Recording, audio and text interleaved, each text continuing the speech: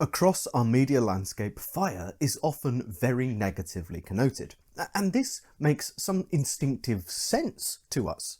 It spreads unpredictably, destroys and consumes objects that have value, and has the potential to cause great harm. Heck, we even have an entire branch of the emergency services dedicated to stopping fire.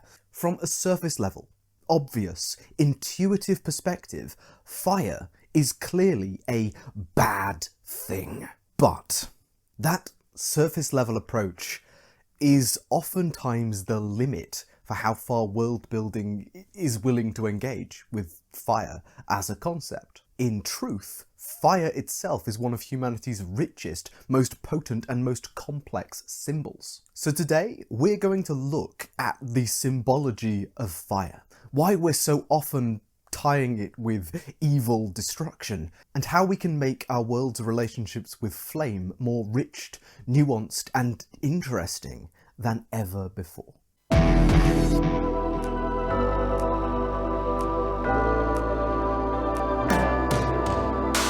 We'll begin with the origins of fire. Now this could mean a great number of things. For instance, faiths around the world have various stories of fire's origin. In some, it is a primeval fundamental force of the world. In others, it is firmly the domain of the gods, initially. But in many world mythologies, fire begins as a gift. We're all likely familiar with some parts of the myth of Prometheus, where the Titan steals the secret of fire from the gods and gives it to humankind, resulting in his own dramatic and gruesome punishment. But fewer will know the tales of Enki and Maui, Babylonian and Polynesian deities, who also are often depicted in their myths as having stolen fire or taken fire and given it to man. Shared features in mythology, especially if you look hard enough, are a regular feature of studying myths around the world. And I'm not trying to make some sort of direct causal link between all of these three cultural myths. But I feel that these types of myth do speak to a fundamental truth that we've often forgotten about fire in the modern world. It is mysterious, esoteric, and it must be a gift. See, like fruit, fire is one of those things that does just exist naturally in the world, and yet is incredibly critical for the development and advancement of human civilization. And it also has a similar capacity to kill us if we don't use it correctly. The main difference, though, between fire and fruit is that a year's worth of observation can tell you how fruit is made. Natural sources of fire are so varied and random that it is very difficult to deduce how to create it from observation alone. Yes, you can wait for a lightning strike or for some dry leaves to start smouldering under the hot sun, for example. But without the secret, the knowledge of how fire functions or how to make it, it is not really workable by human hands. Fire was likely among our first mystery cults. Those who were able to make, maintain, utilize and extinguish a fire safely were regarded as intelligent, capable and handy individuals. They were safeguarders of a mystical power. But why do I say that fire must be a gift? Unlike, say, water, fire is a non-physical object that cannot be stored or captured. Therefore, it cannot really be bartered with, or bought, or sold, or traded for. Other than the first person to pioneer a method of making fire, for everyone else, it must be gifted. The secret must be shared, or alternatively, a multiplicative copy of the flame must be given to another person by a lit branch, passing of the torch, for example, either literally or through the metaphorical sharing of the secret, the knowledge, and the technique. To receive the gift of fire requires an induction into the knowledge of how to prepare it, maintain it, and utilize it safely, and requires the gift, most likely, of a tool, a strategy, or indeed a flame itself, to induct the new bearer into the way of flame. Making fire, therefore, in our real human history was a craft or a calling, rather than, say, a skill or talent. But what about in fantasy, where the latter, a skill or talent, is generally how fire magic exists. Oftentimes those skilled or talented with flame magic are seen as morally bankrupt. This is largely due to our modern perception of what fire is, or rather what properties it has. The Witcher Netflix show made a big deal out of this, although the books don't. It tied into this sense that fire is destructive and consumptive. Using this magic tends to consume the user. Sauron's eye is ringed with flame. Mordor is a scorched volcanic wasteland. And the Red Priests in A Song of Ice and Fire, their main method of worship is the ritual burning and sacrifice of people. And it's not just fantasy either. Flames in Dante's Divine Comedy wreath the majority of hell, which becomes the kind of de facto way that the Christian hellscape is envisioned in the years to come. And Agni, Lucifer, and Sekhmet are all associated with destructive flame or destructive light, ravaging and destroying things in their path. If it is in a creature's capacity to create or utilize fire naturally as a personal talent, as opposed to a communal, helpful secret or craft, then that creature, in most of our stories that we tell as people, tends to be connoted as evil. Even Agni, who acts in many tales as a Promethean figure, and who is in charge of sacrificial flame, which is one of the main ways that people communicated with the gods in history, even they have a darker side. Agni is known also for overindulgence and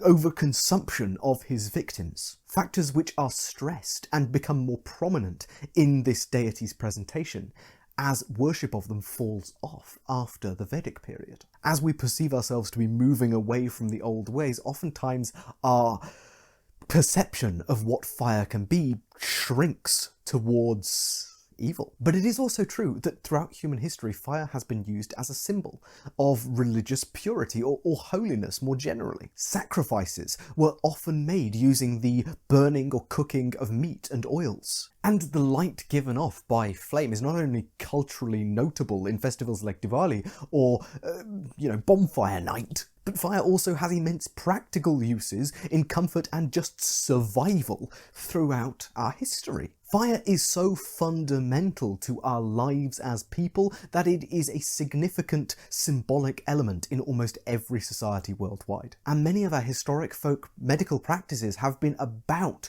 reducing the fires of the body through acupuncture, sauna, baths, smoke inhalation, ritual cooling. A disorder, an illness in the body was so often tied with a production of heat from the patient that it was seen as an internal imbalance with the fire within. So what properties does fire actually have then to be so very potent as a symbol? We've already discussed the rather unusual origins of fire, with it being either a gift of knowledge or craft. But fire is also distinctly ephemeral. It cannot be stored, put away, and must be watched and maintained to ensure that it maintains its very existence. Fire is also consumptive. It requires fuel, both oxygen and something to burn. It is also intensely transformative. Fire is a chemical reaction in itself, and the heat and light which it gives off have also been used historically and into the modern day to transform things into other things. In our crafts, every human civilization has used fire at some point to transform food into something more edible or more tasty. Transform metals into more durable forms. Fire kilns, create charcoal or purify water. Symbolically, then, a simple campfire can be a mysterious secret, an emblem of something that can never be captured, a destructive force, or a force for change, strengthening or purification. It is no small wonder why fire often joins water at the absolute peak of symbolic potential across world mythology. So what's with all of fiction's fire-blasting folks being baddies? Well, Here's this video's twist. They're not. We have plenty of characters like the Human Torch, Roy Mustang, and the entirety of the Fire Force, a show which takes fight fire with fire as mantra, setting document, and plot. It's not that fire users are all evil. It's just that they are incredibly destructive combatants, and oftentimes very willing to fight. And in worlds that don't look too deep into the symbol of flame, well, this can make for some very appealing villains, ones who can create danger in the terms of mass casualties or destructive potential, give a ticking time bomb to a wooden structure falling down. It's useful.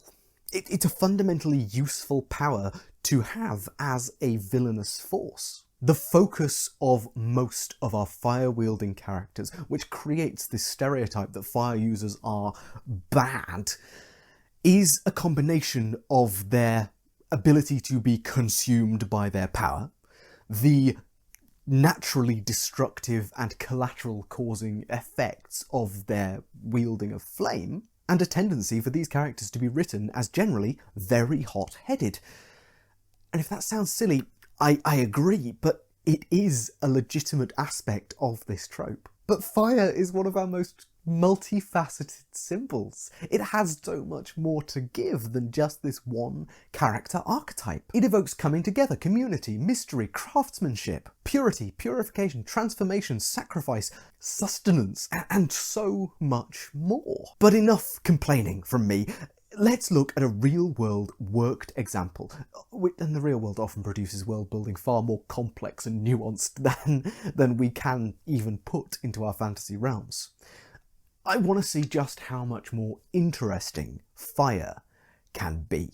Zoroastrianism is an ancient Persian religion which has migrated around our world and is mostly focused today in South Asia. Like many ancient faiths, with Judaism as a prime example, having a sacred eternal flame in the centre of a temple is a big deal. However, I would argue that in specifically Zoroastrian faith, fire is at its most potent symbologically, largely because of its absolute centrality to worship. Zoroastrian temples are called fire temples, colloquially, for goodness sake. For this faith, different fires have different grades of sacrality. Each flame in a specific temple will have its own categorization for how sacred a fire it is. For example, the Atash Adran fire must be comprised of many different flames brought from all of the ancient Persian feudal estates. A priest's flame, a fire brought from soldiers or civil servants, the flame from a workspace of a farmer or herdsman, and a light from a forge or a kiln from some craftsman or artisan. Fire is here recognised as a transferable gift, a source of holiness, and the shared domain of all social classes. It is the great unification of an entire system's political castes. Fire here becomes a representative of social order itself, but that's not all. Across the faith, fire is often connoted positively as a tool of the side of good in their struggle against evil. But even this Atash Adaran pales in comparison to the more sacred Atash Behram. This is the highest grade of sacred fire, installed in just 9 temples worldwide. The Atash Behram must be constituted of 16 distinct types of fire. All the previous fires that we discussed from the feudal estates added in with things like the fire of a lightning strike and of a funeral pyre. This links nature and death in with the entire sacred project of creating this one conglomeration of flame that is to be holy and blessed by 32 priests in a ceremony that can take up to a year. In most Zoroastrian temples, those from outside the faith are not permitted inside and able to see this sacred flame. And those faithful who are permitted inside the very central sanctum are expected to bring some sort of fuel for the fire, a sweet-smelling sandalwood or some oils that are pre-approved by the priests for feeding the flame. This is ritual, mystery, and sacrifice all embedded into one. Historically, too, like many ancient religions, sacrifices were offered using the flame as well. Although, as the religion has migrated into especially India, that practice has lessened generally, the use of creatures in sacrifice. Much like the Olympic torch, these flames can also be moved when necessary. The flame's ash itself is considered enough to move the fire from one place to the next, because this ash is considered to have been purified, sacred. It is selected from the best offerings, the most holy, blessed offerings, and they are offered by the most faithful adherents. The ash itself is pure. So how does this help us with our world building of fire in fiction? Because yes, we could just make fire a more complex symbol in all of our world's religions, but that doesn't solve the fundamental problem of most of our fire users, our fire mages, our people who are connoted in that way, tending to be destructive, homicidal, or at least sociopathic in their lack of care for the welfare of others. The fundamental issue is that our fire users in fiction conjure columns of flames from their hands or balls of fire and hurl them indiscriminately at whoever our protagonist is. We're going to use those 4 ancient Iranian social classes as inspiration for how fire can help the people, or be used by the people. In farming, for example, fire is an incredibly useful tool, used to burn away pests or weeds, create nutrient-rich ash to spread over fields in the slash and burn method of farming, for example. Or the smoke from flames is often very, very useful in beekeeping, for instance. Fire, smoke, and light have historically been used by shepherds and herdsmen out in the fields at night for communication and warning each other. In darkness, fire magic is among the most useful of all. Summoning orbs of flame in the night sky, for example, could help light way and signal to allies, enemies, all those things. Or if one is really needing to be out in the rain with the animals, the practice of starting a campfire with pouring rain around you is near miraculous in terms of enabling survival and warmth in the most treacherous and inhospitable of climates. The power to create flame in a space that is inhospitable for creating flame, or indeed to eschew the need for fuels, would be incredibly potent, near miraculous as a power, and enough to create some sort of legendary mage from just that alone. For our priestly classes, fire as a purifier and as a ritual object utilised in sacrifice are both key considerations.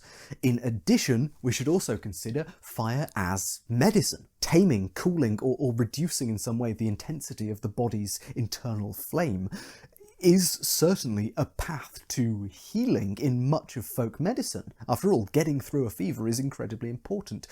The ability to regulate body temperature may actually be a very, very useful tool for any wielder of flame, and could make all the difference in someone recovering from a difficult illness. Given fire's historic use in ritual sacrifice, especially for the purposes of divination or future sight or communing with deities, well, there's a very clear avenue for that to just work. That divination is based in the flames, staring into the flickering flames of a fueled by the blood of a sacrifice may well give a priest or some sort of religious individual a vision of the future, or indeed a vision of the life of the sacrificed individual. Alternatively, a temple's wards may be fed by the burning of souls as fuel. Although we do really quite often see rituals where people have to walk through fire or walk on coals, perhaps we could see a similar walking through flames purity ritual,